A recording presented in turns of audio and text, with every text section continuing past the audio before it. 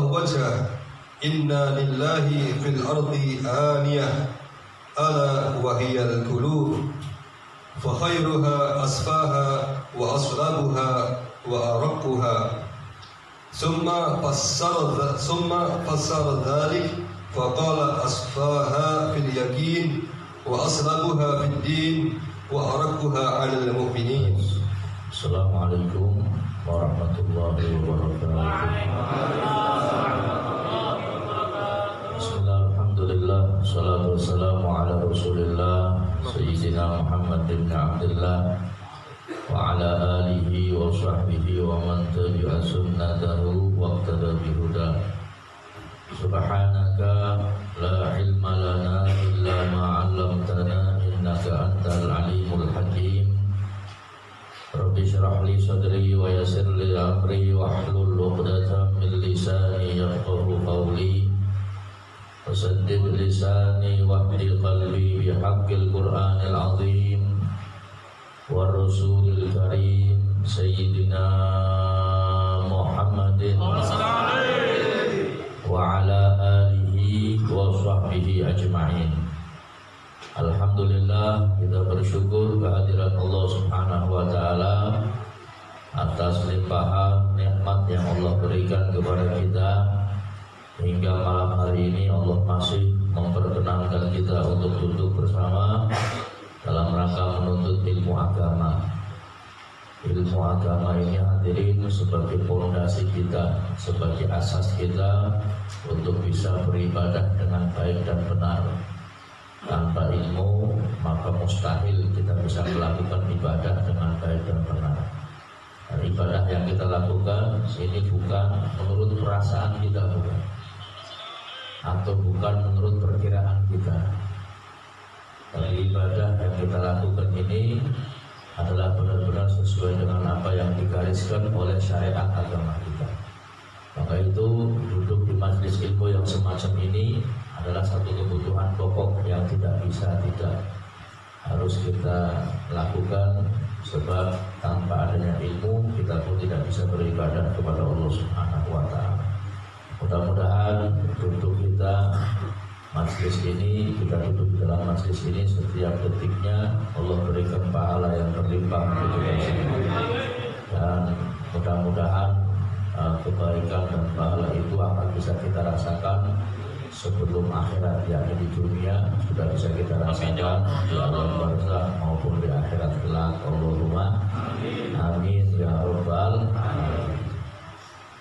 Kita saran kalau bisa, kalau memang Mas Ahmad Riyadin tidak bisa membaca roti, coba yang lain aja Eko. Paling-paling Eko bayangkan sing beres majelis Eko, sing mental sound system Eko, sing streaming Eko, iya, sing baca roti Eko kan diborong Eko.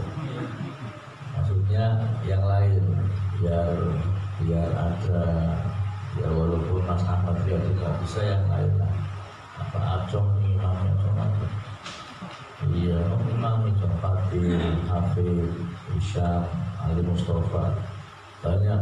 Jadi jangan terfokus dengan satu orang supaya dapat manfaat semuanya. Amin ya Allah. Dulu waktu kita orang ada di pondok dibikin jadwal dan sudah pernah kita laksanakan.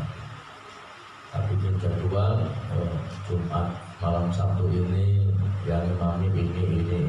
Cuma pas giliran imam orang makan kurang lagi. Pas giliran dikongkon baca roti nggak berangkat. Ya harusnya konsekuen ya. Maksudnya manfaatnya untuk diri kita sendiri nanti.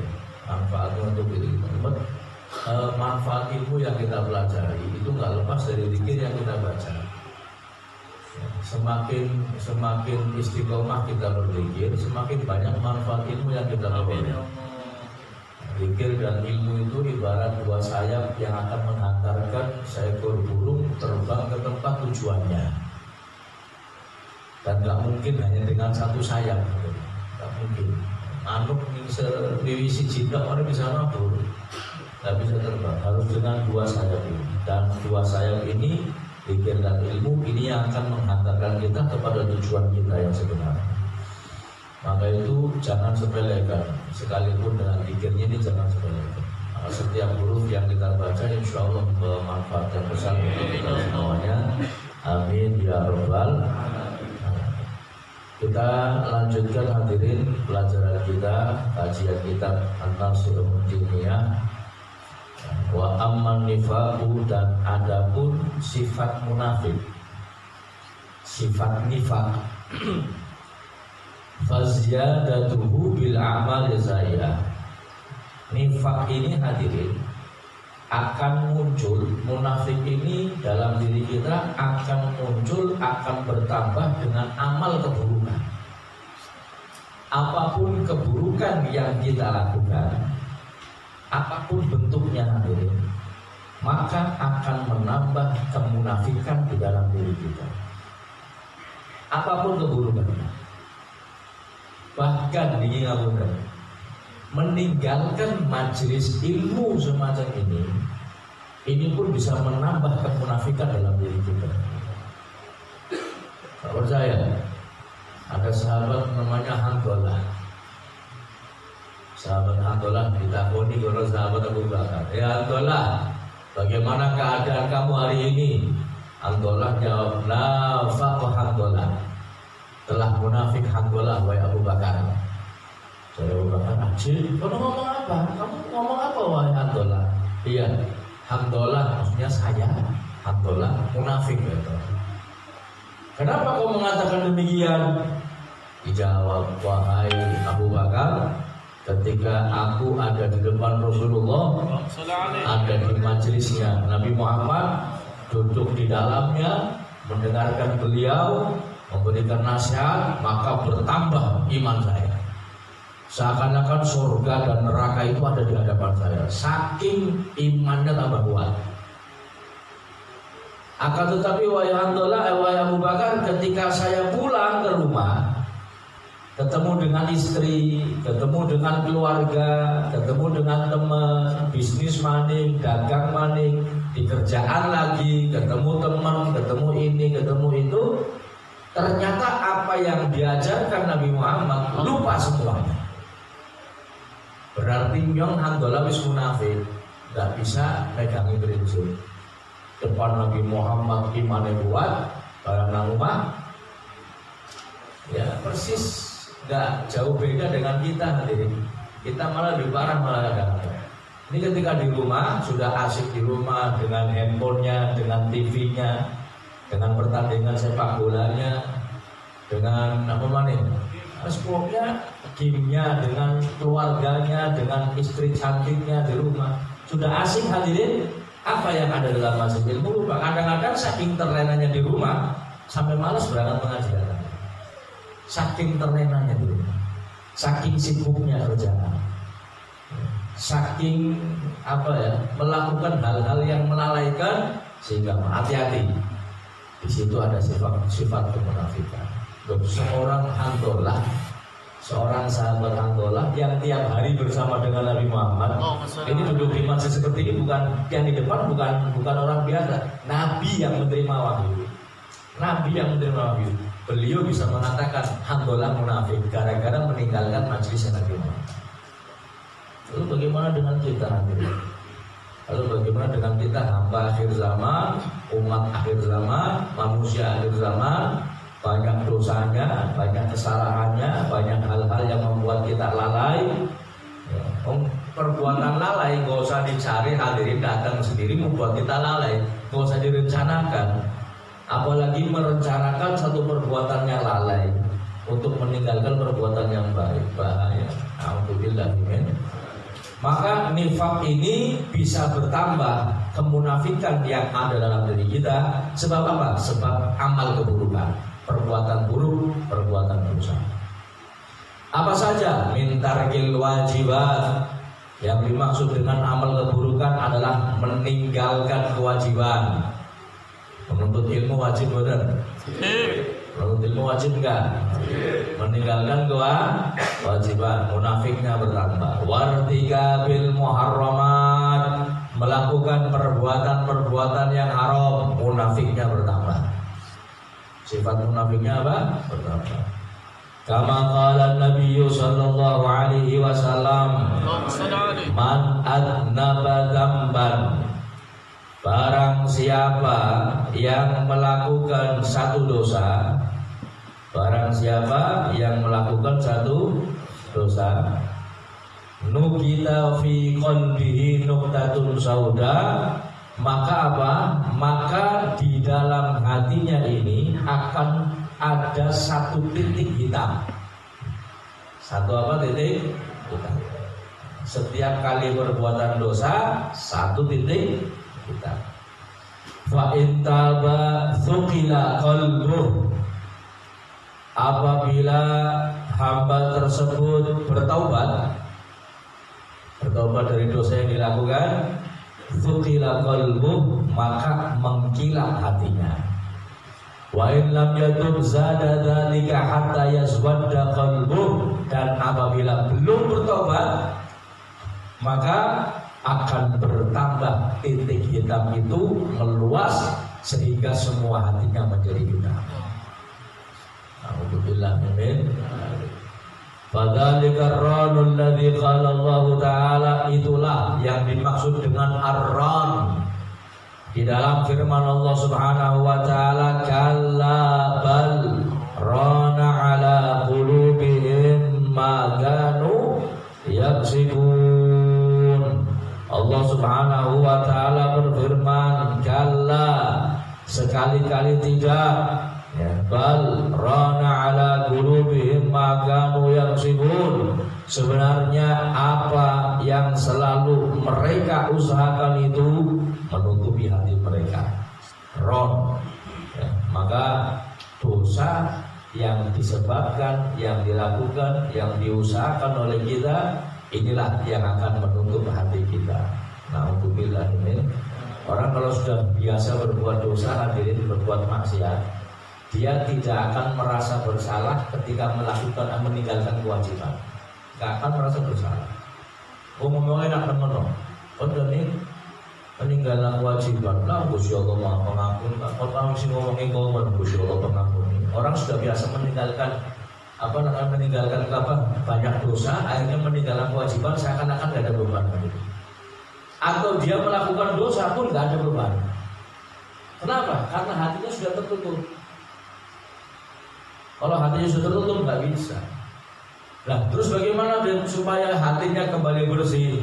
Digedor dingin, dipalu godam sing nganti 10 kilo kalau berkali-kali. Terus dengan apa? Pikir. Dengan apa? Taubat. Dengan apa? Sholat. Dengan apa? Hadir pengajian. Kalau enggak bisa. Enggak bisa. Yang orang taubat enggak bisa. Jangan terus Gusti Allah hidayah yang sholat. Enggak bisa kalau enggak taubat, hadirin. Hati itu nggak akan bisa kembali menjadi putih kecuali dihajar dulu dengan palu kodam. Palu kodam maksudnya apa? Zikir, kemudian perbuatan-perbuatan baik yang lainnya. Fala syai'a asyarru wa adarru 'alal insan fid dunya wal akhirah minad dunub. Dan tidak ada sesuatu yang lebih buruk, lebih berbahaya bagi manusia di dunia maupun di akhirat daripada dosa. Gak ada sesuatu yang lebih berbahaya daripada apa? Dosa. Wala yakadu yakhlusu ilaihi sun wala yanaluhu makruhun illa min jihatiha. Dan nyaris tidak dapat dibebaskan oleh manusia akan perbuatan buruk, gak bisa dibebaskan. Nyaris gak bisa bebas, hadirin, dari perbuatan buruk.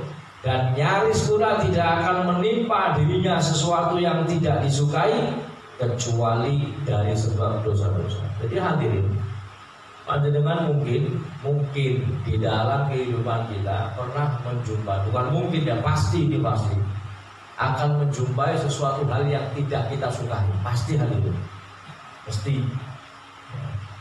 mesti panjenengan pernah kekurangan harta, betul enggak? Mesti panjenengan pernah sakit. Ini kan sesuatu yang nggak disukai, hadirin.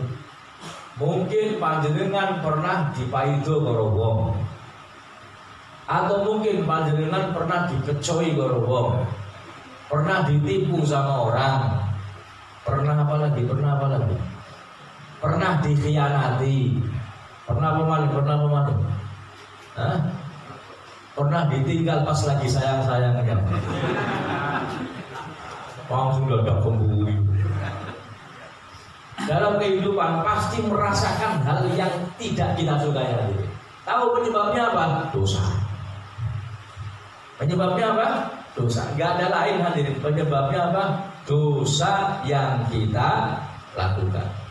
Termasuk perbuatan buruk, keburukan yang terjadi pada diri kita, semua tidak lepas dari andil yang namanya dosa ini. Kalau Allah Ta'ala, Allah berfirman dalam Al-Quran, wa ma asabakum min musibatin fabima kasabat aydikum.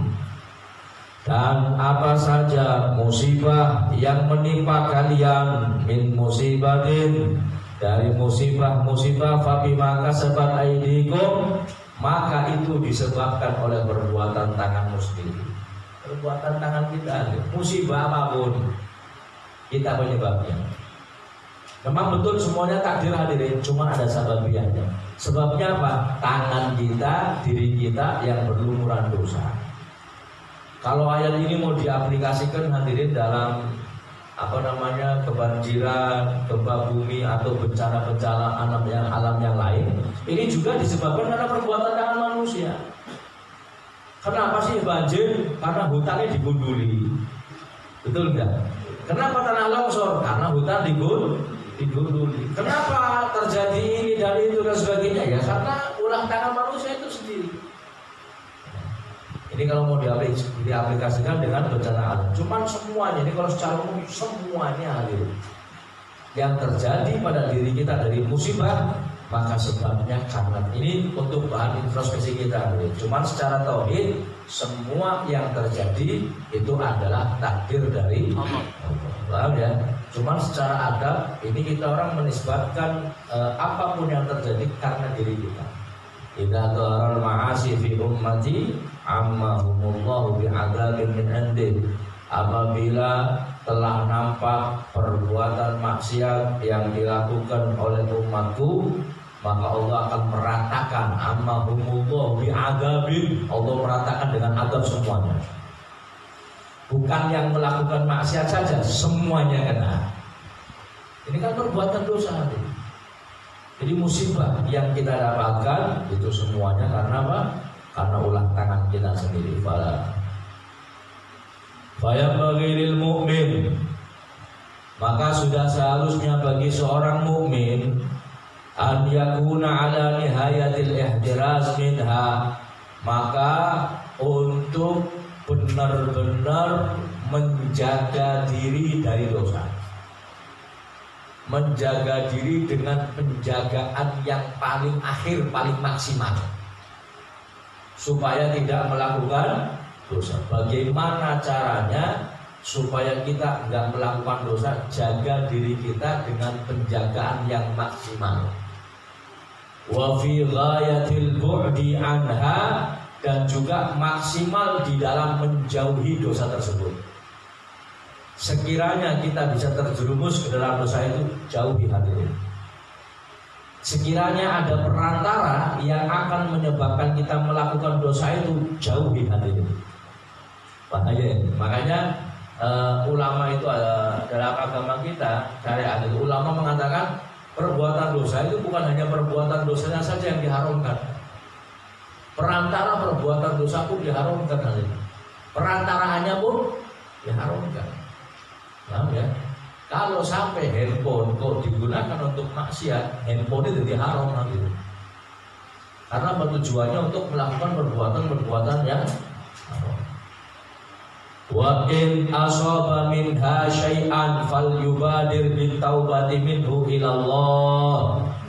Dan apabila sudah terlanjur melakukan perbuatan dosa, walaupun sedikit, kata beliau, kata Imam Al-Haddad, walaupun sedikit kok terlanjur, walaupun sedikit, walaupun dosanya mungkin remeh, Dosanya mungkin nggak besar nilainya, kecil dosanya. Mungkin lirik siapa? Lirik siapa? Dosa boleh? Dosa ya? Secuil ya? Dosa secuil ya? Sekalipun sedikit kata beliau. Fal yubadir, maka segera bitaubati minhu, taubat darinya. Segera taubat. Dan bagaimana salah seorang sahabat yang sampai menangis taubat minta ampun, pingsan dalam nangisnya gara-gara apa? Lupa keluar dari masjid pakainya kaki kiri, lupa. Bukan sengaja, lupa gitu. Nangis. Kenapa? Karena takut azab Allah Subhanahu wa taala, padahal bukan dosa dulu. Nangis. Ini orang-orang dulu seperti itu, imannya kencang. Imannya apa? Kencang. Taubat segera. Apapun yang kita lakukan, sedikit yang kita lakukan taubat. Minta ampun kepada Allah. Wa innahu ta'ala yaqbalu taubata an ibadihi wa ya'fu 'anis sayyi'at wa ya'lamu ma taf'alun. Karena sesungguhnya Allah Subhanahu wa taala Dia yaqbalu taubah, Maha menerima taubat an ibadihi, dari hamba-hambanya.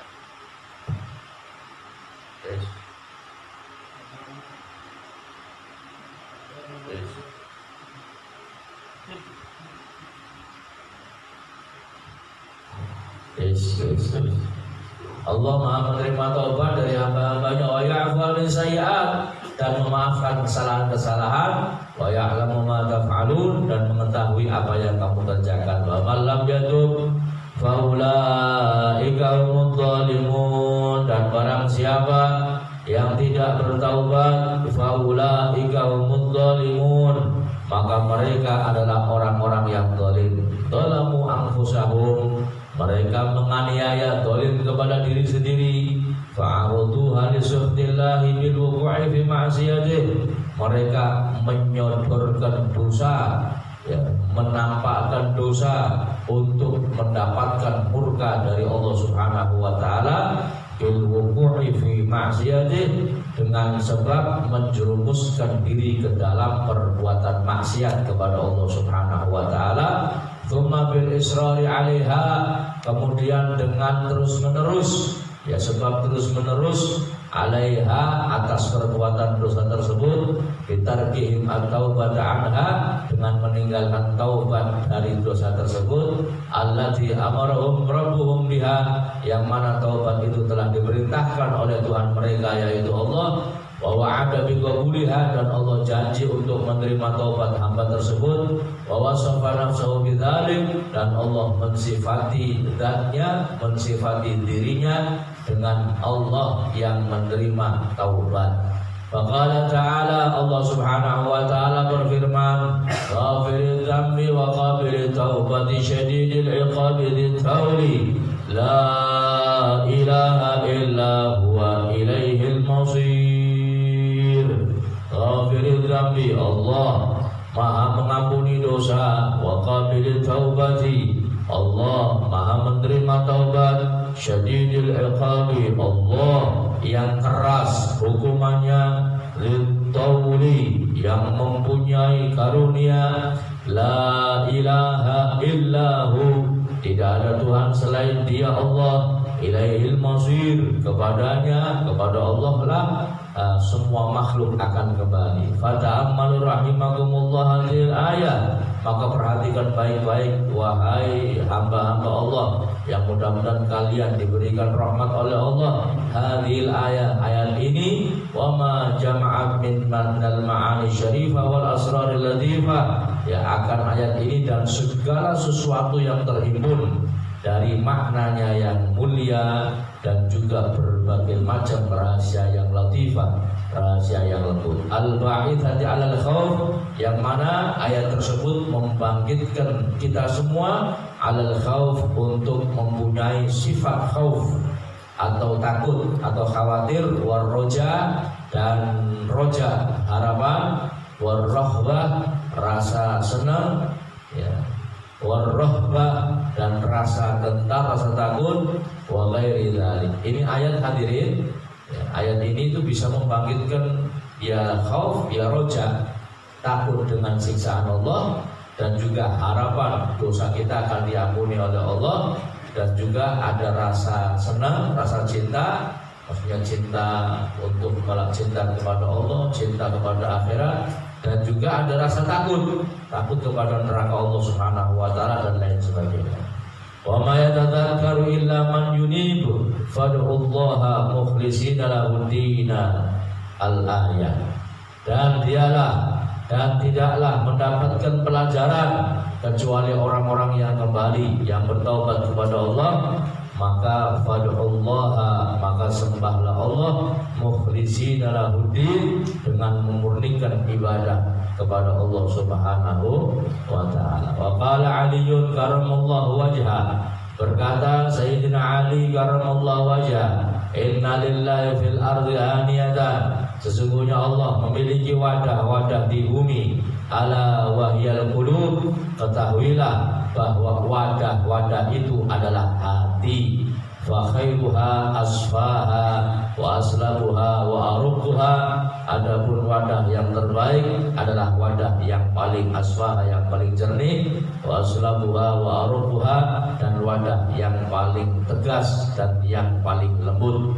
Tsumma fassara dzalika faqala asfaha fil yaqin. Kemudian beliau menafsirkan hal itu, kemudian beliau berkata, ya asfaha fil yaqin, yang dimaksud wadah yang paling jernih adalah keyakinan, wa aslabuha fid din, yang paling tegas adalah dalam persoalan agama, wa arquha 'alal mu'minin, dan yang paling lembut terhadap orang-orang yang beriman. Hadirin yang dirahmati dan diberkahi Allah Subhanahu wa taala, ini berbagai nasihat yang bisa disampaikan, mudah-mudahan bisa diterima dengan baik, dipahami dengan baik, dan diamalkan dalam kehidupan kita sehari-hari. Allahumma amin ya rabbal alamin. Alhamdulillah, kemarin beberapa dari kita ada yang hadir Hall Solo, ya, sekedar informasi. Alhamdulillah Hall Solo tambah rame, tambah sesem. Yang tadinya biasanya duduk di area 200-300 meter, ini area 1 kilometer, oleh 1 kilometer berarti 1000 meter, dan sampai hampir 2 kilometer itu manusia masih berjubel, jumlahnya kira orang hitung ya, yang jelaskannya. Dan mudah-mudahan keberkahan akan melimpah kepada kita semua. Allahumma amin ya rabbal alamin. Habib Ali bin Muhammad Al-Habsyi hadirin, salah satu yang paling beliau sukai ketika melihat orang-orang itu pada ngaji. Beliau paling senang melihat santri yang ngaji, paling senang. Sampai kadang-kadang beliau tidak melihat kecuali memberikan semangat kepada santri tersebut untuk giat menuntut ilmu. Dan memang hadirin, orang itu nggak bisa menjadi orang besar kecuali harus melalui ilmu dulu. Nggak mungkin ujuk-ujuk ya, ujuk-ujuk ada orang kemudian langsung jadi wali, nggak mungkin. Lam yattakhidillah waliyahu min rajulin jahil. Disebutkan bahwasanya Allah tidak akan pernah mengambil kekasihnya, mengambil aulia atau walinya dari orang yang bodoh. Tidak mungkin. Kalaupun ada orang yang bodoh yang ingin Allah jadikan menjadi wali, maka Allah akan bikin alim terlebih dahulu. Jadi wong tobat, oleh hidayah, ngaji, menuntut ilmu. Walaupun mungkin gak lama menuntut ilmunya, kemudian baru jadi wali min auliyaillah. Jadi gak mungkin wali dari orang yang bodoh, gak mungkin. Jadi harus melalui proses yang pertama apa? Menuntut ilmu. Kita semua lihat hadirin, sejarah para aulia itu diawali dengan pertama apa? Menuntut ilmu, mengamalkan syariat. Sampai matinya, sampai wafatnya gak meninggalkan syariat, jangan salah.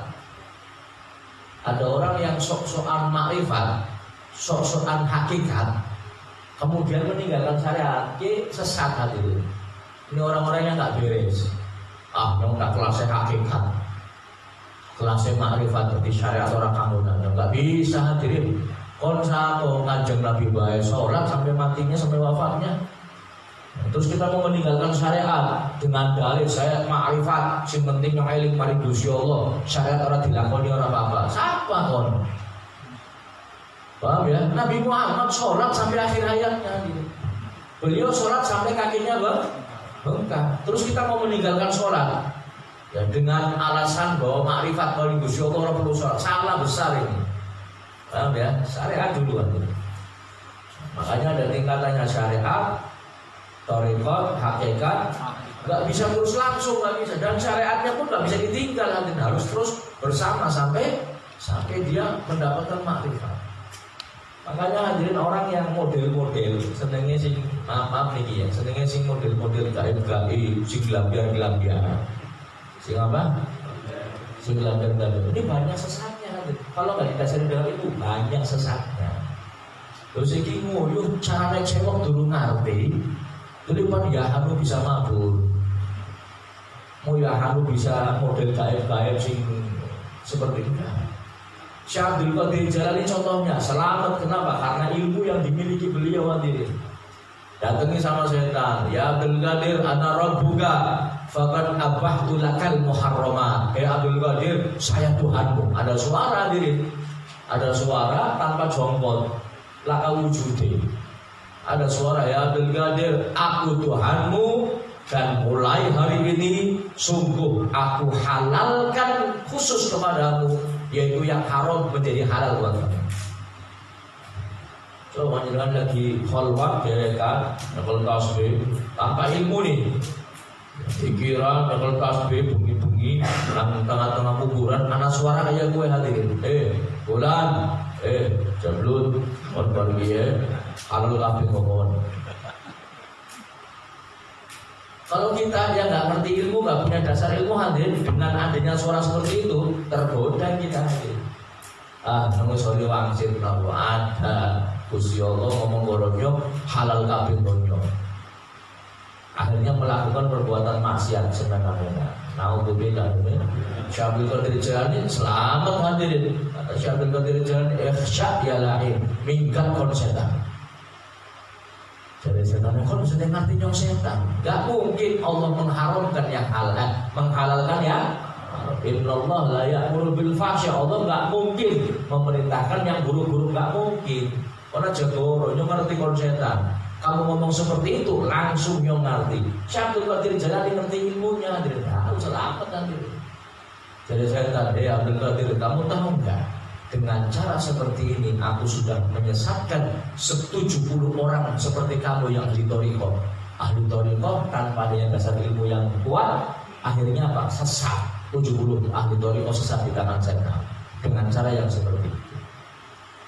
Kan ini fondasi yang harus ada hadirin. Ilmu itu nggak main-main, harus dicari, harus dipahami, harus diamalkan supaya selamat dunia sampai. Kadang punya ilmu aja belum tentu selamat. Apa manis sih orang duwe? Ya mudah-mudahan kita diselamatkan semua oleh Allah Subhanahu wa taala. Dan juga mudah-mudahan Allah berikan kita istiqomah sampai akhir hayat kita. Allahumma amin ya rabbal alamin. Istiqomah ini berat hadirin. Istiqomah ini apa? Berat. Ya.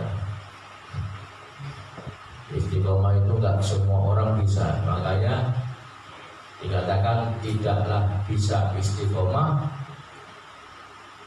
kecuali orang-orang yang besar, kecuali para wali, para aulia, para sholihin, orang-orang besar. Enggak bisa. Ini ada yang mengatakan seperti itu. Enggak bisa istiqomah dengan sebenarnya kecuali orang-orang yang besar. Ya, makanya berusaha terus untuk istiqomah. Dan kemudian sering-seringlah berdoa dengan doa ya mukallibal qulub tsabbit qalbi ala ini. Wahai zat yang membolak-balikkan hati, tetapkan hati kami atas agama supaya selamat hati di zaman yang seperti ini. Kalau Nabi Muhammad saja sering berdoa seperti itu, apalagi kita. Nabi Muhammad berdoa seperti itu, apalagi kita. Harusnya kita lebih dahsyat lagi dalam berdoa untuk minta ketetapan hati supaya tidak mudah tergoncang ganjing.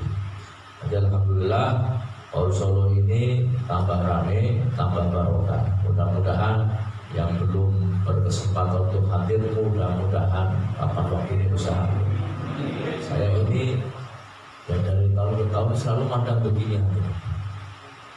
Iya ya, Paul Solo ini yang hadir kebanyakan bukan orang nggak mampu, kebanyakan orang yang mampu. Semiskin-miskinnya orang yang hadir Paul Solo, dia mesti untuk nabi ke ongkos, betul nggak? Berapa ongkosnya?